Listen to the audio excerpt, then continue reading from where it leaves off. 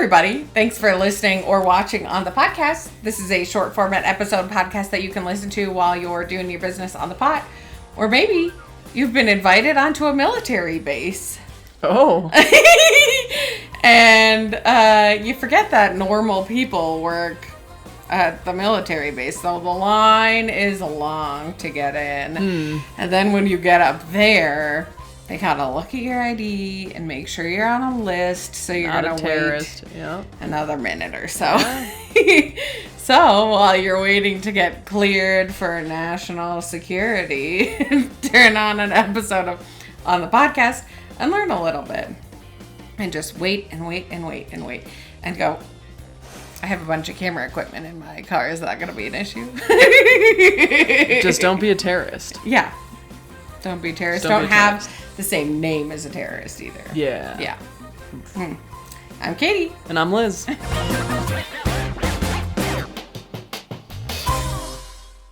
Hey, Katie. Hey, Liz. What are we talking about today? Liz, I think we've touched very briefly on this before. When you were little, you adopted a whale. A whale. That's right. Okay. So when my brother was little, I didn't ever get to partake in anything. When my brother was little, him and his class adopted a hippo at the Denver Zoo. This is a long way of telling you we're talking about hippos today. And how the landscape of the United States could have been very different from the things on the landscape could have been very different than what we know it as today. Huh. Okay. Yeah. I'm intrigued. Okay, so here we go. So, in 1884, at the Cotton States Exposition in New Orleans, the water hyacinth was debuted. The beautiful flower of the water hyacinth. Wow. It was like the up-and-coming, hot, really hip, cool plant that the people pushing it were like, this is going to be the next big thing. They were giving out like hyacinths to everybody, and they were like, this is your future, the water hyacinth. Wow. The plant spread like a virus, though, in Louisiana and Florida. Whoa. Like badly? Just like took over, like was everywhere and thick. In a bad way? Like, in a bad way. Okay.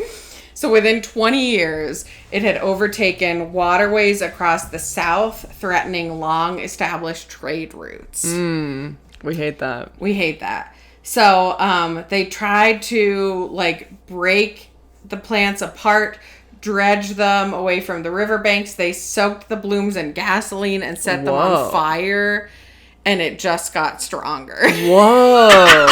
Evolution, man. I know. So, besides the water hyacinth taking over the waterways in the South, there was a second crisis that was happening across the country, and it was the fact that the Civil War. Well, World War I was up and coming, but a lot of the poor population were running out of cheap meat options. Like the what I'm going to call like the meat lobby. Yeah, McDonald's did not exist, and the meat lobby was just like increasing prices, decreasing availability. So there was a shortage of like accessible meat to the poorest populations. I feel like I know where this is going, and it's going to get weird. It's going to get weird. Yeah. So Louisiana Representative Robert F. Broussard came up with the idea that would solve both problems, and it was ranching hippos. Yeah. Yep. He presented the American Hippo Bill on March 24th, 1910, to the House of Representatives Committee on Agriculture. Huh. His arguments were that importing hippos would rid Louisiana and Florida of these water hyacinths that were taking over the waterways. And bonus extra points, they could be slaughtered and used to bolster the country's meat supply. Look, I've spent some time in Africa, and I've seen hippos, and I've seen their teeth. That's just a side note. But I never, like, I ate a lot of, like, African game. Never ate a hippo. Never a hippo. I don't know if that's a thing that people eat. I don't think it's a thing that people eat. So, supposedly, he was claiming that it would add 1 million tons of meat a year to our supply. Well, and so it's a lot of meat, but, yeah. you know, because they're big animals. They're big. Hippos were not the only animal the department was looking at introducing to the country, though. William Newton Irwin, he was a Department of Agriculture researcher. He was on this crazy train. He said, quote, "There is not any reason why we cannot find a place in the United States for every one of the more than 100 species of animals that are in existence today and not domesticated." Let me give you some examples. Please.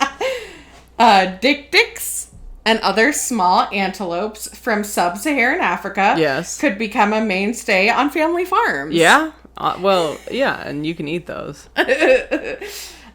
Cape buffalo and bushbacks could roam like cattle across western ranches. Cape buffalo are one of the most dangerous animals in the world. They are not even thinking about how big and dangerous these animals are. Let me tell you that up front.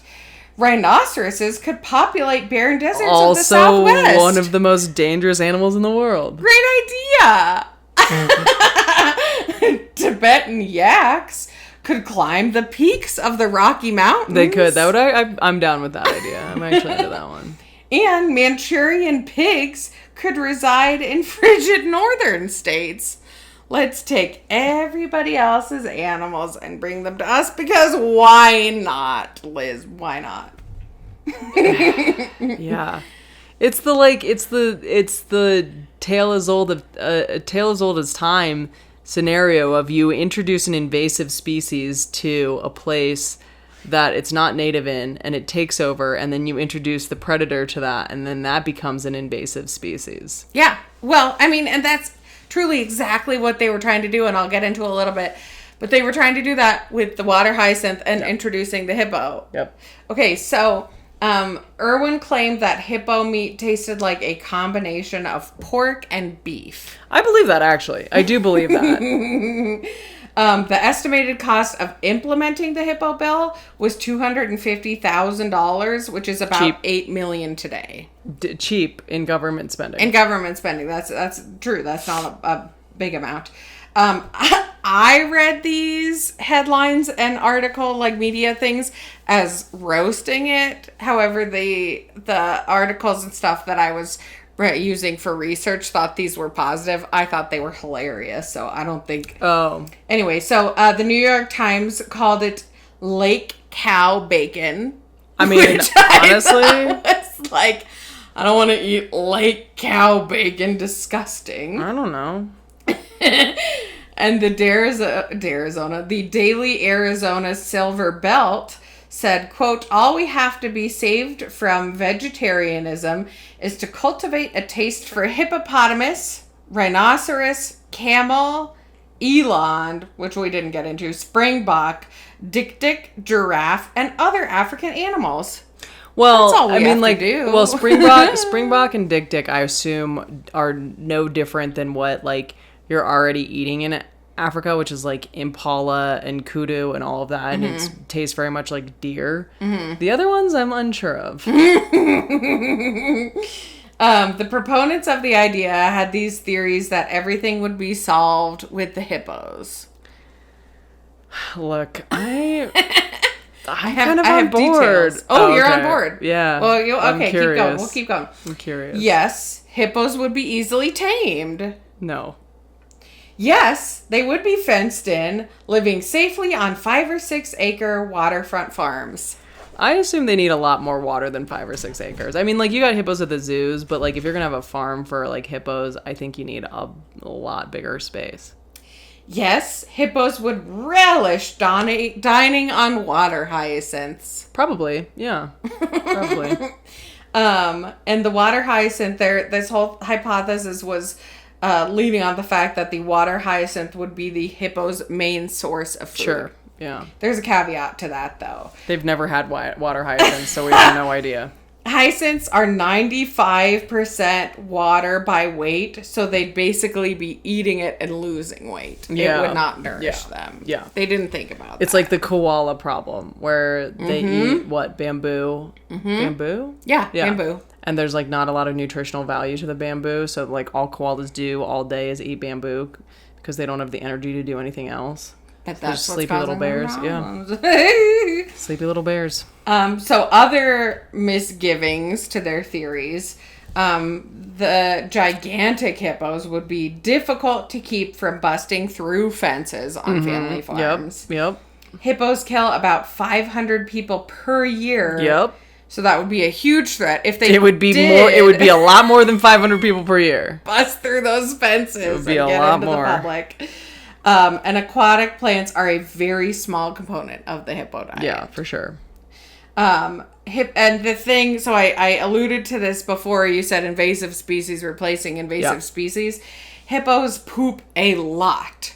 And that would cause a lot of waste problems and ecological threats within the waterways that they would live in. And there was this example of like hippos in Colombia that were introduced in this specific river that was like beautiful, clear, like beautiful water before.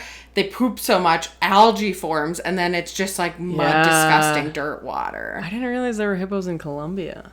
There aren't supposed to be, but they were introduced at some point. This is what happened. Yeah, that's wild. The early 1900s, man. It's like that pig island, you know, the pig beaches. Yeah. Supposedly those pigs are like real bastards. So the House committee was not convinced, and the whole thing was shelved. Yeah. Basically. Broussard discussed reintroducing the bill to the committee the next year, but it wasn't long before, like I said, World War I kind of reared its ugly head, and he got distracted by bigger political aspirations. I just feel like if you're pushing for something that outrageous, especially when you're like really pushing on like a lot of these African animals, like he probably had some sort of tie to Africa that he would have been like benefiting from, like financially, that he was just like, well, what about all the African animals? It's like, what, why? Hippo bacon, and then he's like, man. oh, I gotta throw in a yak just to make it seem like I'm not super connected to Africa. Yeah, those yaks. Oh, and then yaks in the north. So, you know, Man. we if Congress decided that this was a good idea, there could be hippos running free. That would have been interesting. I'm very curious about that. More than anything, I'm curious what a hippo tastes like. But to top it all off, like what's up with the water hyacinth today? Are they still invasive? They are still invasive. However, they've gotten less powerful. Okay. Like time has gone on, and they've just kind of gotten less and less powerful. Wow. So they're still a problem, but they're not as large of a problem as they once presented as. Wow. I love it. Thanks, Katie. So you're welcome. There you go. What's that inside my body? Some huge animal that might taste like a combination of pork and beef. Oh, yum. Also a little bit of knowledge. Yeah. Okay, see you next time. Bye.